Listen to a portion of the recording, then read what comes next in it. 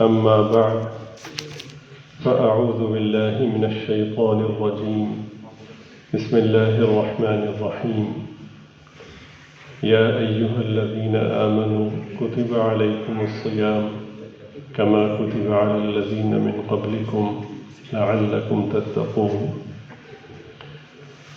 قال رسول الله صلى الله عليه وسلم من صام رمضان إيمانا واحتسابا غفر له ما تقدم من ذنبه وقال عليه الصلاة والسلام من قام رمضان إيمانا واحتسابا غفر له ما تقدم من ذنبه أو كما قال عليه الصلاة والسلام صدق الله العظيم وصدق رسوله النبي الكريم. درود شریف پڑھ لیجیے.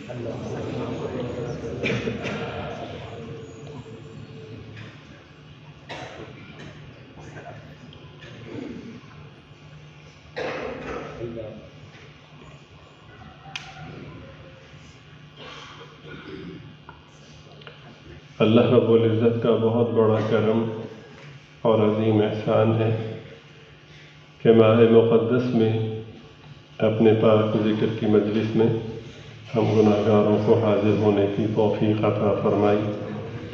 اللہ تعالیٰ اپنے کرم سے ہماری اس حاضری کو قبول فرمائے، دارین میں پردہ پوشی کا معاملہ فرمائے.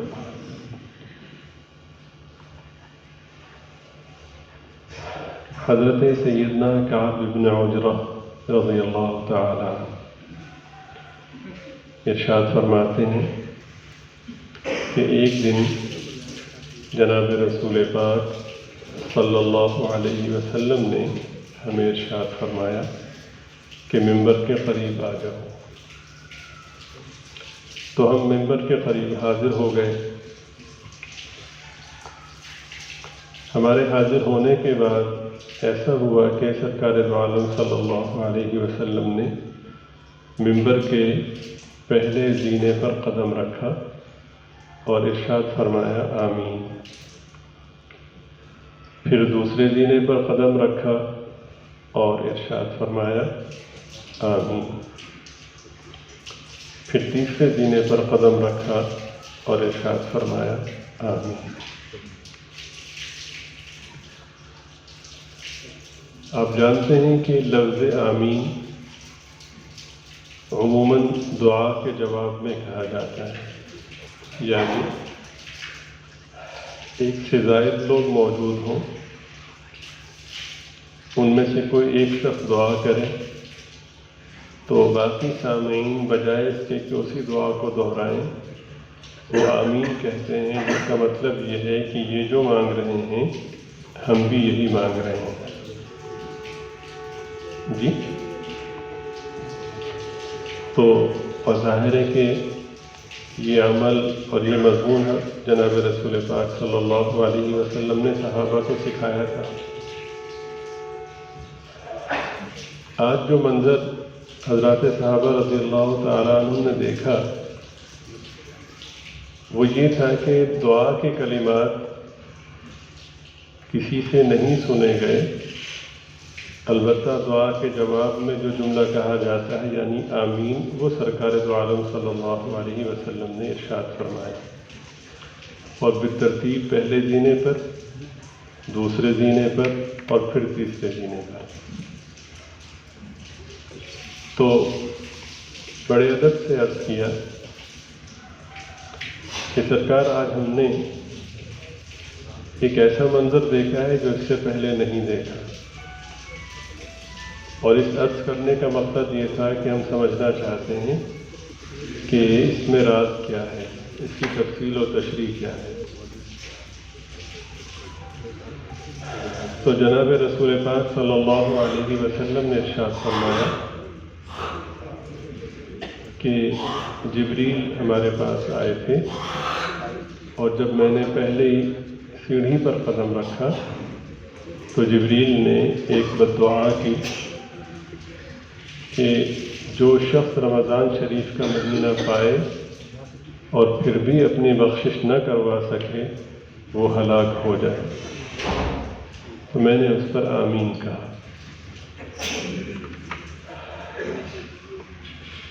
پھر جب دوسرے زینے پر قدم رکھا تو انہوں نے دوسری بد دعا کی کہ جس شخص کے سامنے آپ کا ذکر خیر، آپ کا نام نامی اسم گرامی آئے اور وہ آپ کا اسم گرامی سن کر بھی آپ پر درود شریف نہ پڑھے تو وہ بھی ہلاک ہو۔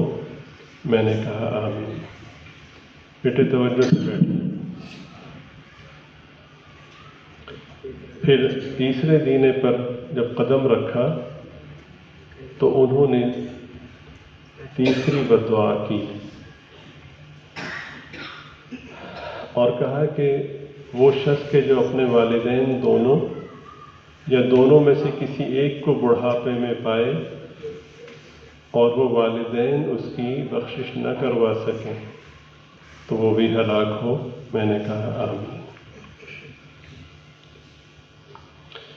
یہ حدیث پاک آپ حضرات نے بارہا پڑھی بھی ہوگی اور سنی بھی ہوگی، اور سرکار دو عالم صلی اللہ علیہ وسلم کے ارشادات بالیقین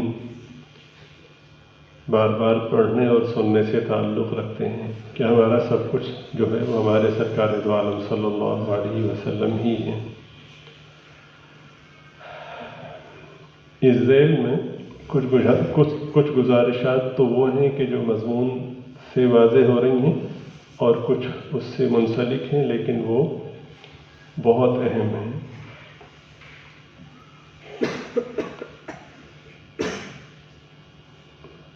جب جناب رسول پاک صلی اللہ علیہ وسلم نے ارشاد فرمایا کہ حضرت جبریل آئے تھے اور انہوں نے بد دعا کی تو میں نے اس بد دعا پر آمین کا جملہ کہا، تو حاضرین میں سے کسی شخص نے یہ نہیں کہا کہ ہم نے تو دیکھا نہیں، وہ کس وقت آئے تھے، اور نہ ہی ہم نے ان کے الفاظ سنے اور نہ ہی ان کی کوئی جہت متعین ہوئی، بلکہ سرکار دو عالم صلی اللہ علیہ وسلم کے اس فرمانے پر کہ وہ آئے تھے اور انہوں نے کہا تھا، حضرات صحابہ رضی اللہ تعالیٰ عنہ کا رد عمل ایسا تھا کہ سرکار اگر ہم دیکھ لیتے تو شاید اتنا یقین نہ ہوتا جتنا آپ کے فرمانے سے یقین ہو۔ جی حضرت سیدنا عبداللہ ابن سلام رضی اللہ تعالیٰ ایک بڑے صحابی ہیں، اور ان کا امتیاز یہ ہے کہ باقی صحابہ جو عمل کرتے تھے انہیں عمل پہ جو اجر ملا کرتا تھا انہیں اسی عمل پہ دگنا اجر ملتا تھا۔ ایسے ہی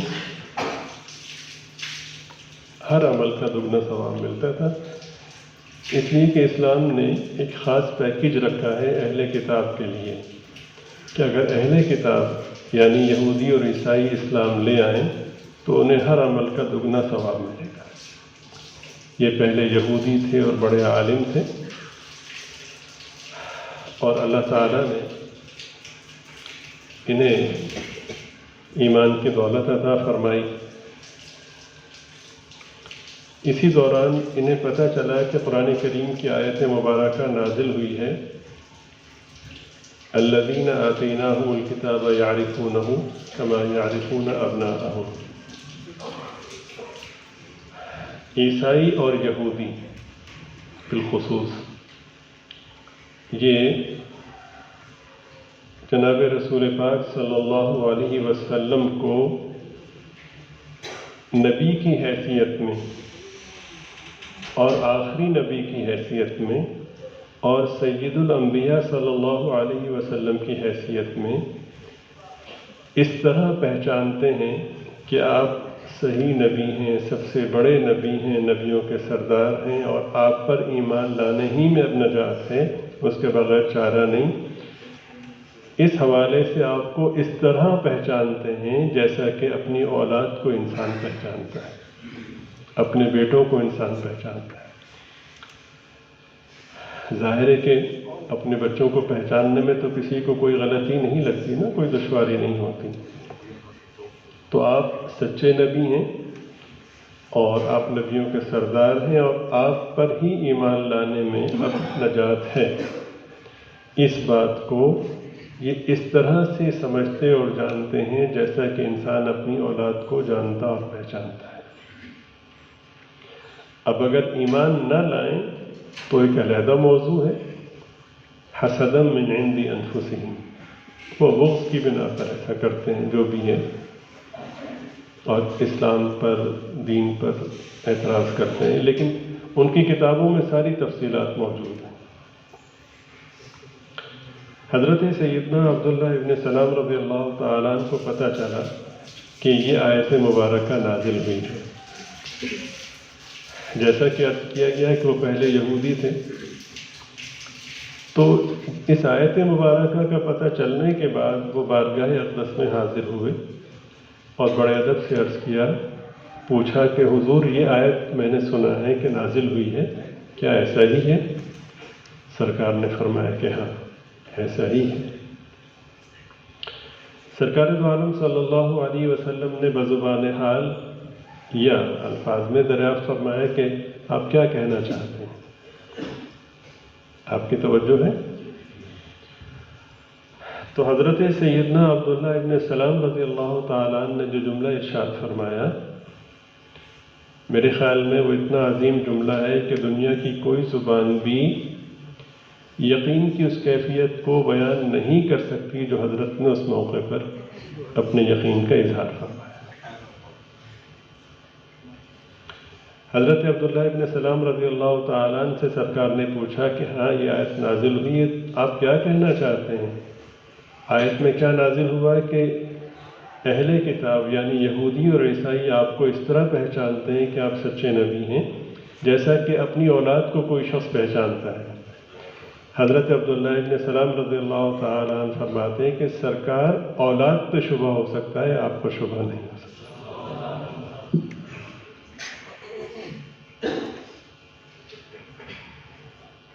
ٹھیک ہے. سرکار دو عالم صلی اللہ علیہ وسلم سفر معراج پر تشریف لے گئے. سبحان الذی اسری بعبدہ لیلا من المسجد الحرام الی المسجد الاقصی.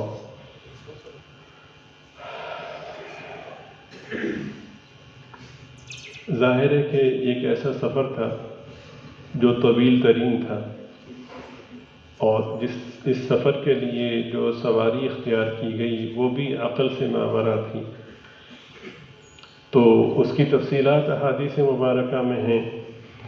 سرکار دو عالم صلی اللہ علیہ وسلم جب تشریف لائے سفر مبارک سے، تو آپ صلی اللہ علیہ وسلم نے سفر کی رودات کو بیان فرمایا. تو جو مخالفین تھے انہوں نے اعتراضات کرنے شروع کیے کہ اگر آپ واقعی گئے تھے تو پھر ہمیں بتائیے. سرکار دو عالم صلی اللہ علیہ وسلم نے فرمایا کہ پوچھو، کیا پوچھتے ہو؟ چونکہ سفر 2 مرحلوں پہ مشتمل تھا. پہلے مرحلے میں آپ صلی اللہ علیہ وسلم مسجد حرام سے مسجد اقصی تک تشریف لے گئے، اور پھر مسجد اقصی سے دوسرا مرحلہ شروع ہوا. تو وہ انہوں نے جو اعتراض کیا وہ اعتراض برائے اعتراض تھا. انہوں نے کہا کہ اچھا اگر آپ مسجد اقصی گئے تھے تو یہ بتائیے کہ وہاں کی کھڑکیاں کتنی ہیں اور وہاں دروازے کتنے ہیں. حالانکہ یہ بالکل بے بنیاد سوال ہے. آپ حضرات 12 مختلف جگہوں پہ جا چکے ہیں، لیکن آپ کو نہیں معلوم کہ ان جگہوں میں کھڑکیاں کتنی ہیں اور دروازے کتنے ہیں، اس لیے کہ اس مقصد کے لیے آپ نہیں جاتے. لیکن حضور پاک صلی اللہ علیہ وسلم نے ان کے ایک ایک سوال کا جواب ارشاد فرمایا. اللہ تعالیٰ نے سارے حجابات ہٹا دیے اور بتایا کہ یہ ہے اور یہ ہے. اتمام حجت ہوئی. ظاہر ہے کہ نہ انہوں نے ماننا تھا اور نہ وہ مانے، اس لیے کہ تقسیم ہو چکی تھی کہ ماننے والے کچھ اور ہیں اور نہ ماننے والے کچھ اور ہیں. نہ ماننے والے عقل پہ ناز کرتے ہیں اور وہ آج تک ایک تسلسل ہے، تو ان کے پلے کچھ بھی نہیں ہے۔ تو جو مخالفین تھے ان میں ظاہر ہے کہ ابو جہل سر فہرست تھا۔ اب وہ ظاہر ہے کہ ہر آدمی اپنی عقل سے سوچتا ہے، تو اس کے خیال میں اسے بہترین موقع ملا حضرت صدیق اکبر رضی اللہ تعالیٰ عنہ پر کوشش کرنے کا کہ میں کوشش کروں کہ انہیں سرکار سے کی محبت سے منحرف کروں، آپ پر جو ایمان ہے اس سے منحرف کروں۔ تو وہ آیا اور آ کر کے کہنے لگا کہ ابو بکر ایک بات بتاؤ کہ ایک شخص یہ کہتا ہے کہ میں رات کے تھوڑے سے حصے میں مسجد حرام سے مسجد اقصیٰ گیا، اور مسجد اقصیٰ سے پہلے آسمان، پھر دوسرے آسمان، پھر تیسرے آسمان، پھر چوتھے آسمان، پھر پانچویں آسمان، پھر چھٹے آسمان، اور پھر ساتویں آسمان پر گیا، اور پھر وہاں سے عرش پہ حاضری ہوئی، اور اس دوران مختلف مصروفیات بھی رہیں، اور پھر رات کے اسی حصے میں واپسی بھی ہو گئی۔ کیا بھلا یہ ممکن ہے؟ کیا یہ سچ ہو سکتا ہے؟